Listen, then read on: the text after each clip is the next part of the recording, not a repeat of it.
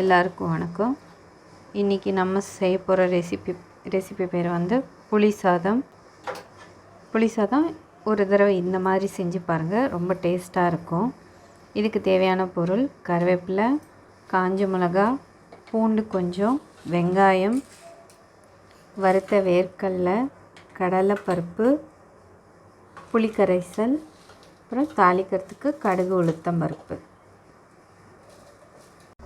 இப்போது கடாய் வச்சு அதில் எண்ணெய் ஊற்றி, எண்ணெய் காஞ்ச உடனே கடுகு உளுத்தம் பருப்பு, இது பொரிஞ்சதும் கடலைப்பருப்பு இது நல்லா பொரியட்டும்.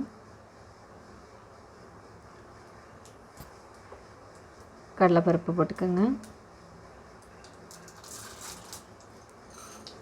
நல்லா செவக்க வறுத்துக்கோங்க. இப்போ அது கூடவே வேர்க்கடலை, வறுத்த வேர்க்கடலையை போட்டுக்கோங்க.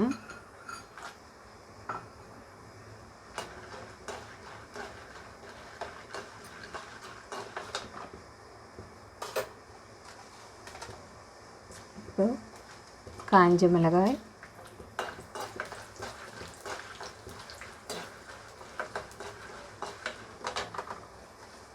கருவேப்பிலை,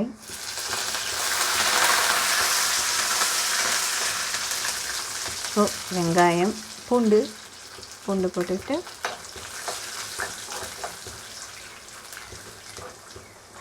வெங்காயம்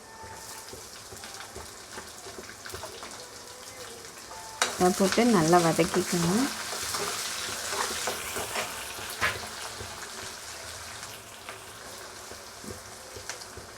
இது கூடவே கொஞ்சமாக பெருங்காயத்தூள் ஆட் பண்ணிக்கோங்க.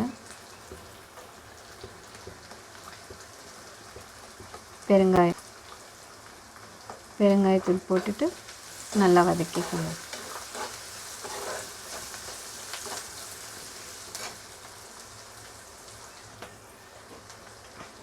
இது கூடவே கொஞ்சம் மஞ்சத்தூள்,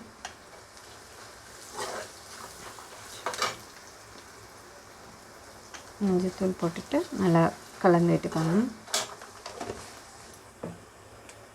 இப்போ இது கூடவே கரைச்சி வச்சுருக்க புளிக்கரைசல் அதை அப்படியே ஊற்றிடுங்க.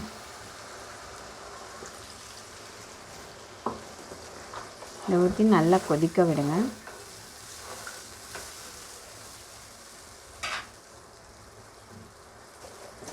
இப்போது இதுக்கு தேவையான அளவு உப்பு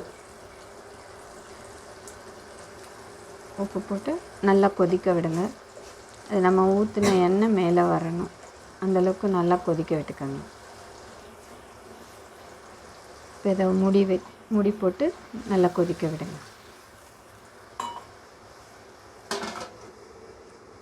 இது ஒரு 5 நிமிஷம் ஆகும். இப்போ பாருங்கள், நல்லா கொதிக்குது. நம்ம ஊற்றின எண்ணெய் இன்னும் கொஞ்சம் மேலே வரட்டும், கொஞ்சம் நாள் கொதிக்கட்டும்.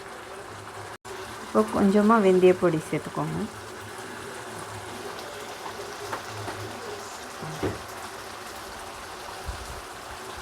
இப்போ நல்லா கொதிக்குது.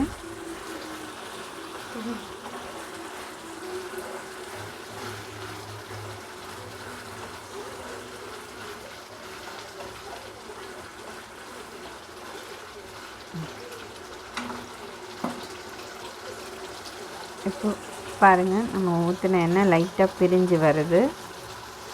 இதுதான் அப்போ தான் இந்த டைமில் நம்ம ஸ்டவ் ஆஃப் பண்ணிக்கலாம்.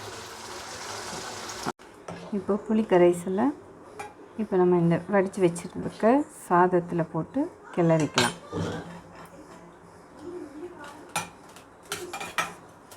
சாதத்தில் போட்டு நல்லா கலந்துக்கோங்க.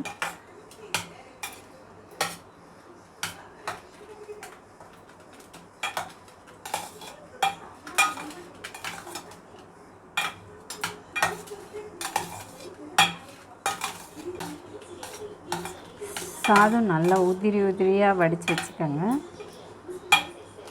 இப்படி ஒரு வாட்டி செஞ்சு பாருங்கள், ரொம்ப டேஸ்ட்டாக இருக்கும்.